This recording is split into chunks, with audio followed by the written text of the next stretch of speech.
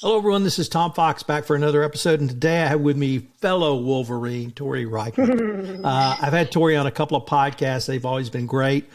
But I wanted to ask her to come back and talk about her efforts and the Vault's efforts around ESG. So, Tori, first of all, welcome back to the pod.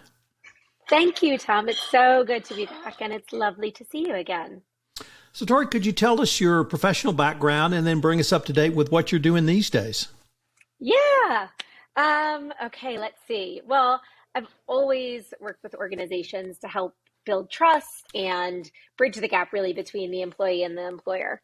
It's kind of ranged from my earliest days where I began as an HR generalist. That's really where I was able to learn about the employee experience and, interestingly, the balance of power between those two forces. And then that later evolved into a pretty healthy career as a transformational change consultant with PwC. I had some pretty insightful projects. I think the most interesting was when I got to lead the internal communications function during part of the Lehman Brothers administration in London. And then I entered the world of enterprise technology, and I focused on how organizations could really adopt new technologies when they had changing workforces.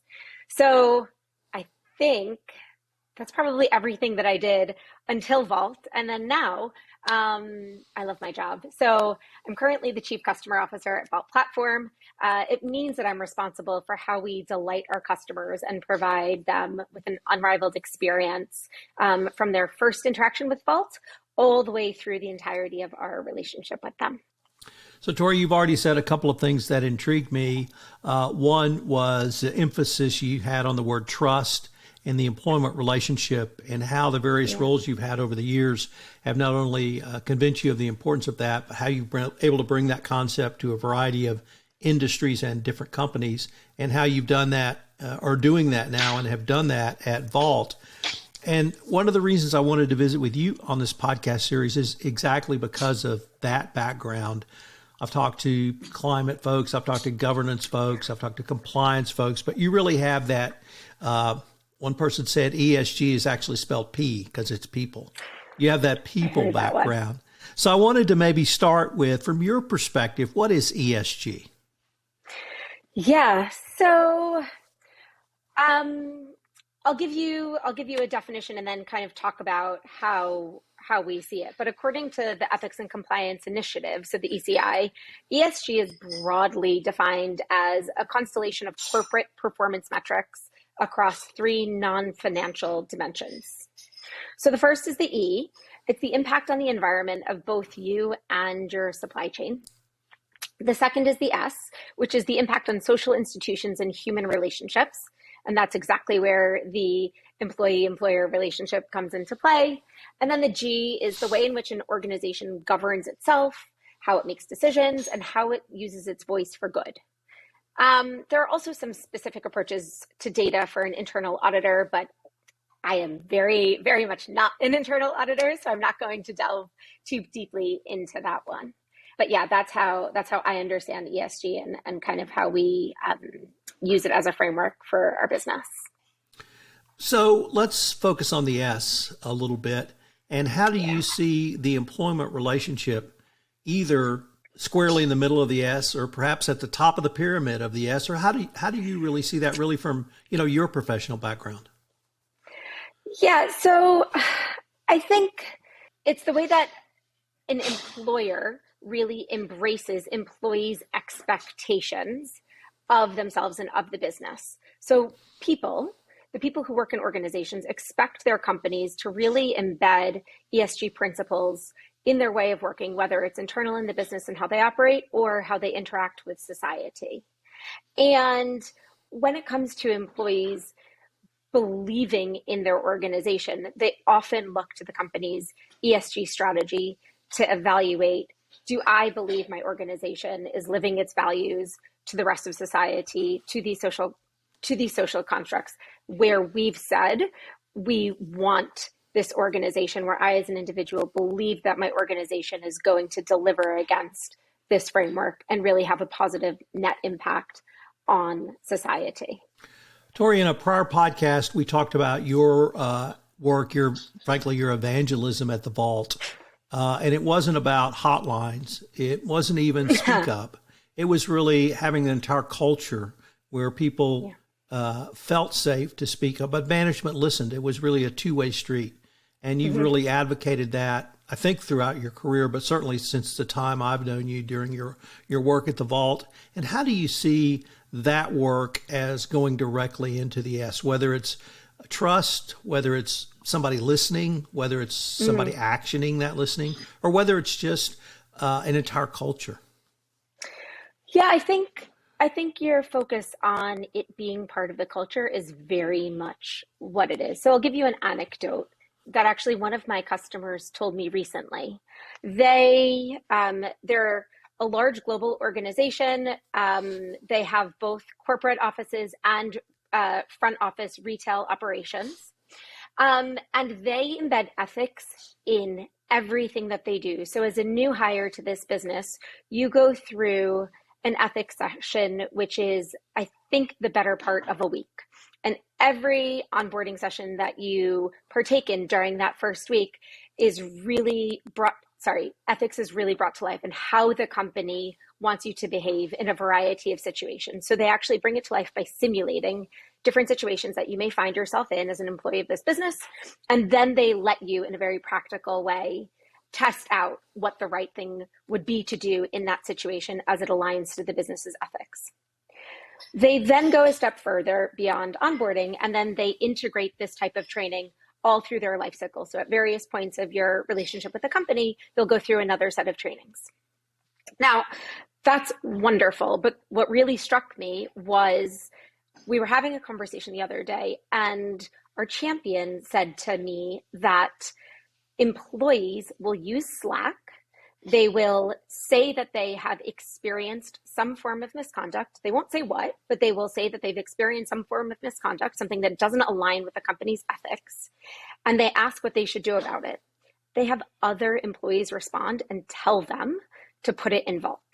Tell them to raise their concern so that the business can get the information so that they can truly review it, evaluate it, investigate it, and get to a resolution. So employees are saying, our business has put us through this framework for our ethics. They've told us how they want us to handle situations. And they've proved to us time and again that when we tell them that things aren't right, they will investigate it and they will mitigate and they will resolve it.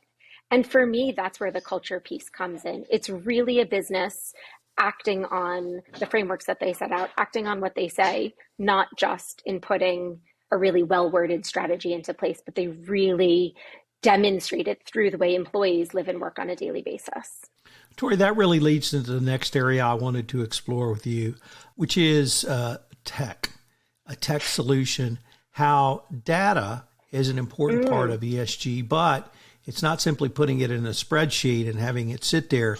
It's using a tech solution. So I was wondering if you could talk about it and talk about the Vault experience as well, because your anecdote is perfect. When you say put it in Vault, it doesn't sit there. How can a tech solution such as Vault really help a company, not simply around Speak Up, but really in an entire ESG framework? Yeah, well, I think, over the last, decade and a half, we've seen this massive migration to using tech across all forms of the organization. But the ESG space, the ethics and compliance teams are kind of, and similar to what we saw with the HR organization over the, noughties, they're just coming into using tech to really deliver efficiencies and get value throughout all of the activities that they're delivering in their business. And so I think at a very basic level, tech gives you data, and data allows you to have a very clear, accurate picture of what's happening in your organization. So as it relates to ESG, being able to capture what's happening in your business, whether that's stemming from internal behaviors, whether it's stemming from relationship with your suppliers or your vendors or your customers, you're able to gather all of this information and have a very clear picture of the ethical health of your business. Tom, you mentioned spreadsheets and manual input. I think absolutely using data helps avoid errors from manual input. So, for example, we know that the majority of large and complex companies still rely on spreadsheets to capture their most sensitive data, to capture reports of misconduct, to manage the investigation processes, and then ultimately to conduct the analysis of this internally or externally reported misconduct.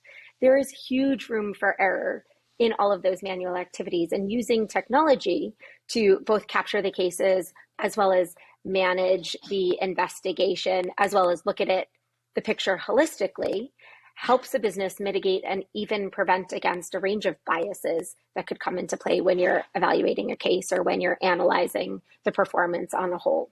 So I think the idea is really technology is there to help do the legwork of gathering information, to put it all into one place so that you as a business can use that information, use that data, and actually just start to drive insights from it as to where across your organization you have concerns against your ESG framework. So where do you need to invest a little bit more when it comes to processes, when it comes to your code of ethics, when it comes to your governance procedures?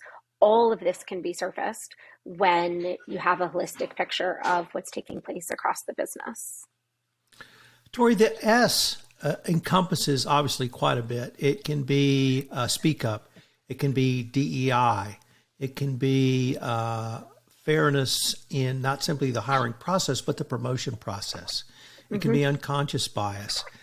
But one of the things that intrigues me the most, and I don't think gets enough play, is the employees' expectations around the S.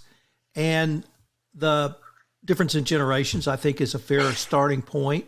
But what do you see and what do you hear from employees who not only want to know what their company values are, but they want to see those values play out both at the business and the company, the way the company faces and talks to other stakeholders? So I'd like to ask you really about the employees and the importance of employees as stakeholders in the S part. Yeah, absolutely. So I think what we've seen across the board over the last few years, certainly, is this balance of power that I talked a little bit about at the very beginning. We've started to see the balance of power shift, and employees, perhaps when I started out 20 years or so ago, the business kind of set the direction and the employees delivered on that. And if you weren't happy about something, there really wasn't an outlet. Maybe you could vent with your colleagues, but if the business's culture, ethics, or just vibe didn't work for you, you would either deal with it or you would leave. And what's gone through a massive transformation is an employee's reaction to just that. When employees don't like a business's ethics, when employees aren't happy with the culture, when employees believe that the business is being hypocritical and saying one thing publicly but behaving in a different way, employees are very comfortable and are even encouraged to go externally. And so they use platforms across social media to talk about what they're experiencing in their organization. They're very comfortable going to external bodies, whether that's the SEC, which we've seen kind of the highest rates of payouts across the US for whistleblowing cases in the last few years at one end of the spectrum. But on the other end of the spectrum, you have people who are just very comfortable challenging their company on forums such as Glassdoor, on LinkedIn, etc. And so this balance of power has meant that employees have a collective voice. And it means that a business needs to, it's no longer enough for a business to have an ESG strategy and have a strategy for how the organization is going to interact with the broader society or how people are going to interact with the broader society. What it actually means for businesses is that they're going to be held accountable to what they say and how they expect people to engage in those human relationships. And so employees really do hold their employer to an incredibly high standard, higher than it's ever been before. And that's causing businesses to take a very close look at what they're saying. And from a level straight all the way to the top at the CEO level, to really make sure that they are walking the walk, that they are acting in a way that employees want to be part of that company. And I think what you see off the back of that is, we could go into a great discussion. What role does ESG have to do with the Great Resignation that we're going through right now? Do we potentially see a whole generation of employees who think, actually, the business's values don't really align with my values, and I'm comfortable walking away, and I'll go find somewhere else that does align with my values? I don't know. Well, let's run with that, because you're the first person to bring that up. You articulated that employees as stakeholders not only want to see corporate values, but they want to see them in action, and they want that to be done with transparency and accountability. How do you see that tying into the Great Resignation? And if I could add another component, how can companies begin to come out of that, or at least find a solution or answer to those series of questions? So when I look at even my cohort of colleagues, which I've now stated is not the youngest generation to enter the workforce, people have a lot more confidence walking away from an employer than they ever did before. They're comfortable walking away, not having the next thing to go to. Probably less so in my generation than perhaps the millennials or the Gen Zers, who I think we've seen are happy walking away and when they find something that works for them. But I would say my generation is absolutely one where we've said, I want to continue working hard. I want to invest in a business, but that business needs to align with my ideals. It needs to practice what they preach. It needs to be working towards creating a healthier, safer environment. I care about the environment and the impact it has on my children. And so if my business has a negative environment and I don't see the business making meaningful change in the right direction, I'm not going to invest my time here. I'm going to find another organization that will allow me to deliver the things that I want to deliver while still having a positive impact on the environment. So I think we're seeing this a lot and again and again. And then I actually forgot, because I was talking so long, I forgot the second half of your question.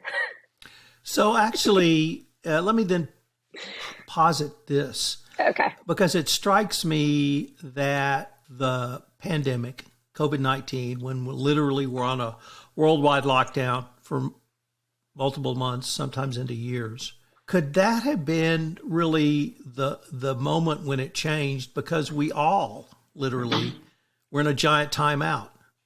And a lot of people assessed not simply, do I want to commute to work?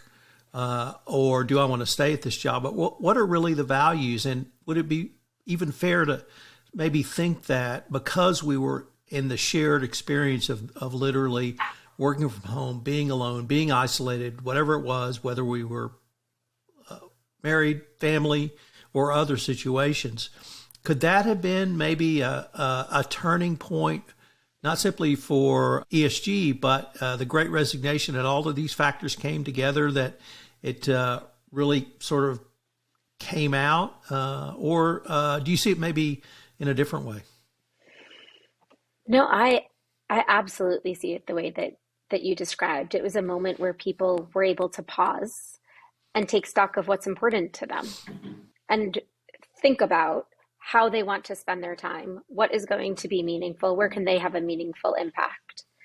And then I was reading, I think it was an article in the paper, perhaps just this weekend, but I was reading about how the resignation, maybe it was this morning, but the Great Resignation is starting to kind of bounce back a little bit, and were people living in this period of reflection and really thinking about their idealized state and the values that they could bring to new organizations. But actually, they've left, their home where they were for 3 years, 5 years, whatever it was, their employer. And they've gone off to look for this idealized state, and they've not found it.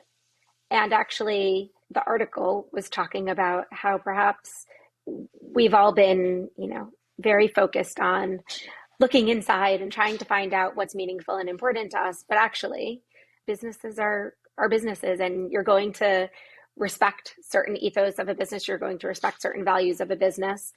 but you may not be 100% aligned with everything, because in most situations they are commercial organizations and they are there for a purpose. And the best perhaps you should be looking for is to find an organization that aligns with most of your values and get most of what you need, perhaps not everything from one organization. And so while I completely believe it's what you described, and this all kind of came together, part of COVID-19 being home, that set off, this Great Resignation, which I think does underpin a lot of the ESG movement, and bringing it to life and making it very relatable for the average worker.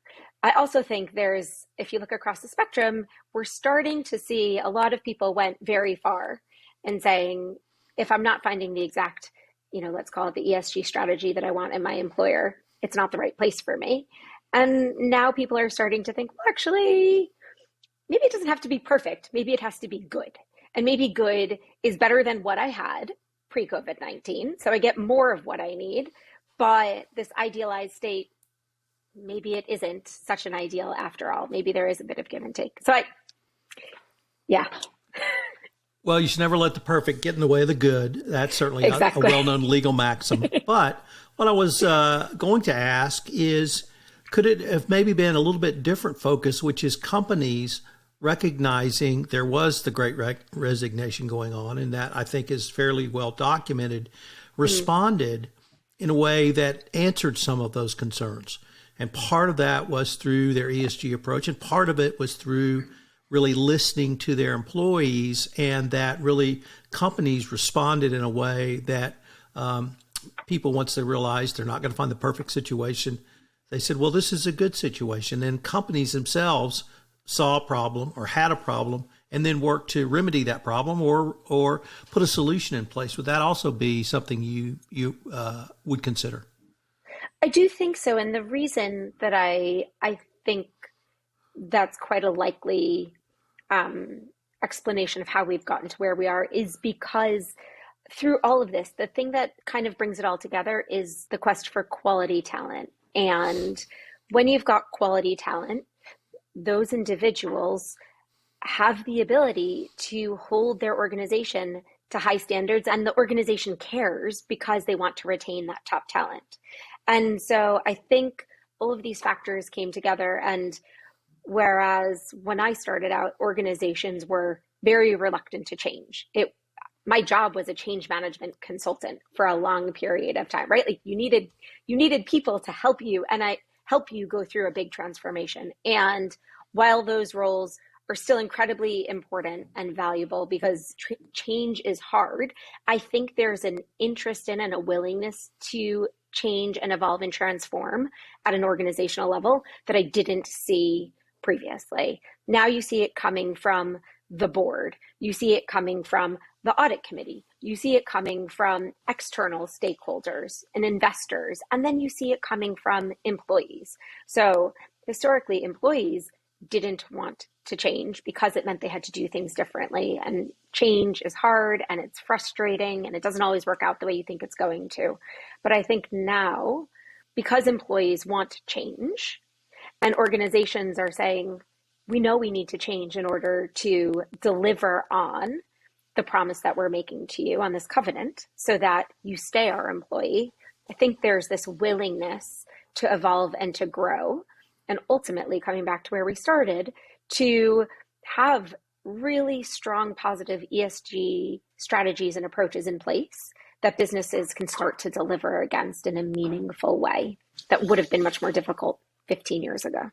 One of the most interesting people I recently interviewed for a podcast talked about he believed the key to corporate success in 2025 and beyond was going to be talent acquisition and retention.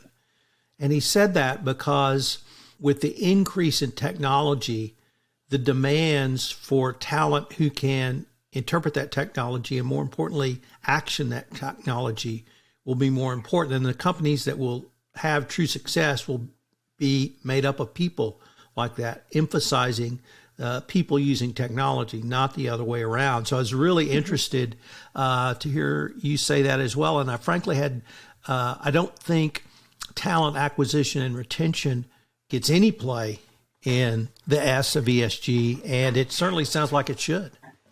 It absolutely should. It's so much of your S is delivered by, and it's really it's for the external, but it's also for the internal. It's for the people. It's not just what ECI says, which is the impact on social institutions, but it's how your business interacts within itself.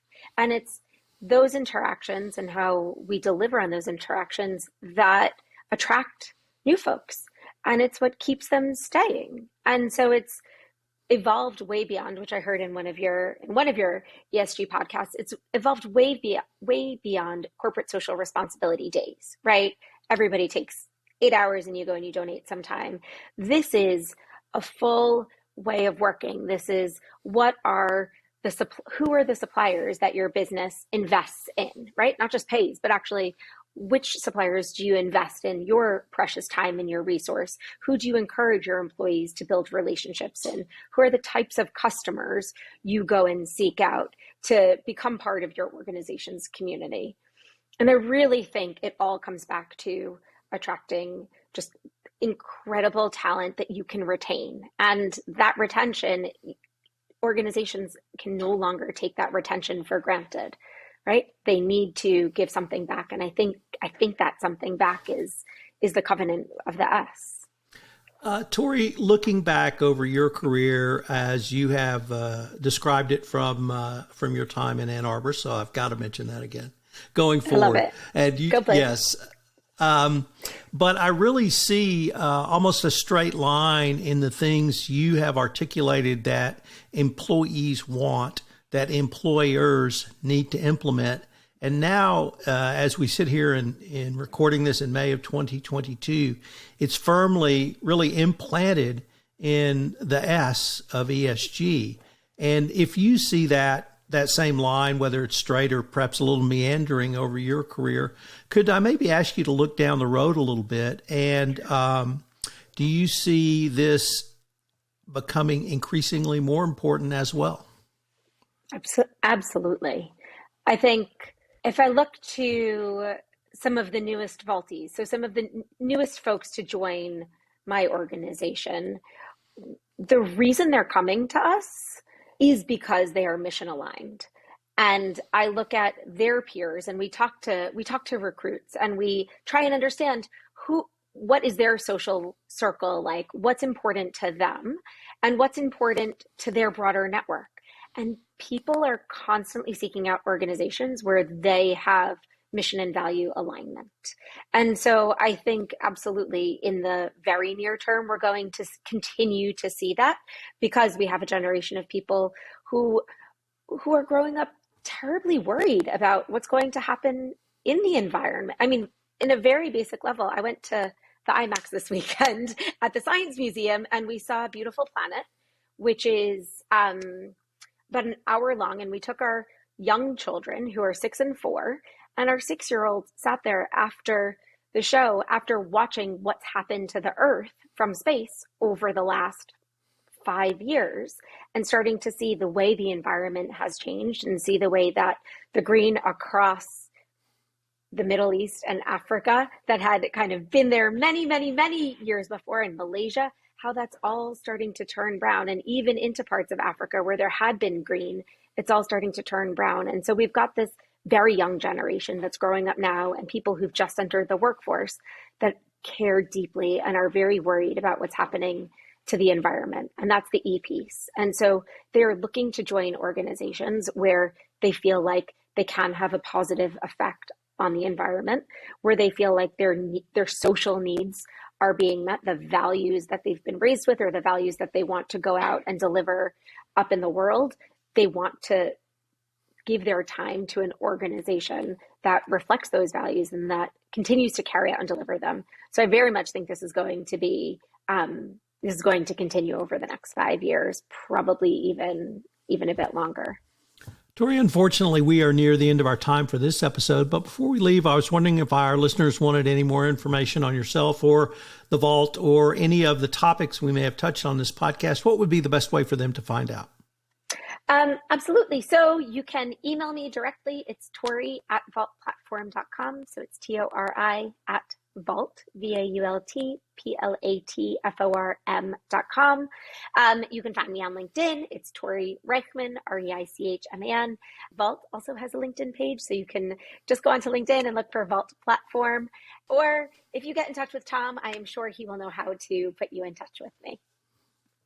Well, Tori, thanks so much. I was really looking forward to visiting with you for this series, and that was great. So thanks again. Thanks so much, Tom. Great to see you again.